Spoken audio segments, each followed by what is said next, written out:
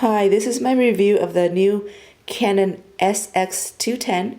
It was new as of March of 2010. I have had it for about 3 weeks now. So I've had a little bit of time playing around with it.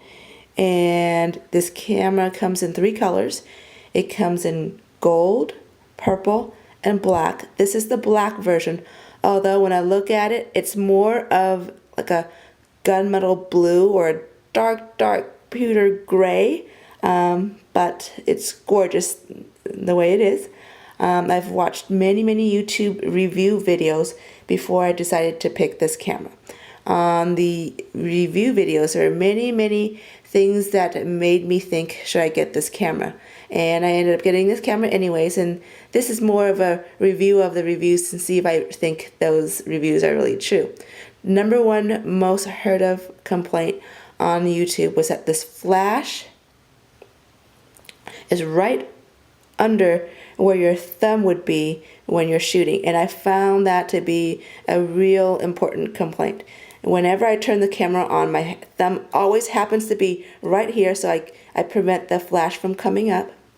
The other thing is when you're taking pictures, and I heard this many times on YouTube, there's nowhere to really put your thumb to take pictures. So you end up having to hold the camera in awkward positions like this or like this to take a picture and try to hold the camera steady all at the same time. So on a scale of 1 to 10, 10 being so frustrated that I need to go and return this camera, I would say that's about a 7. A second complaint I've heard on YouTube is that this zoom button, this one right here, it's tiny. I would say it's about 2 to 3 millimeters in width and about 2 millimeters in height, and it's kind of hard to get your fingers in there to zoom in and out.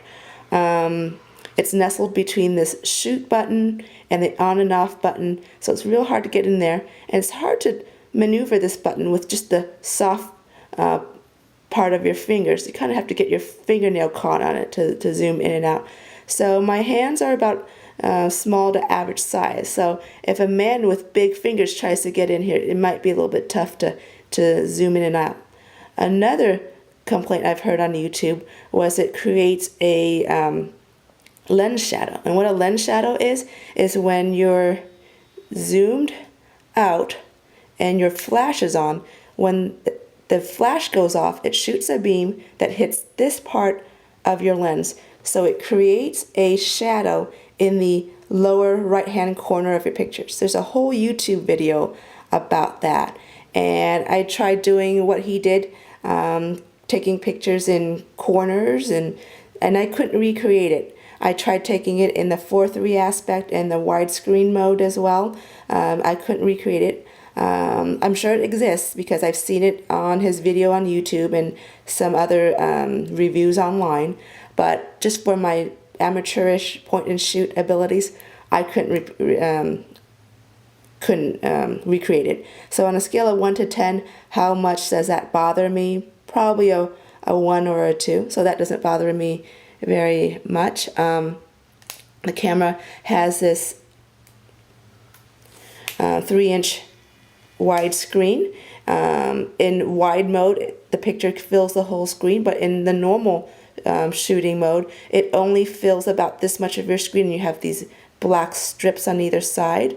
The camera has a 14 times digital zoom, and if you're a regular Canon user, it has all the perks of a regular Canon camera.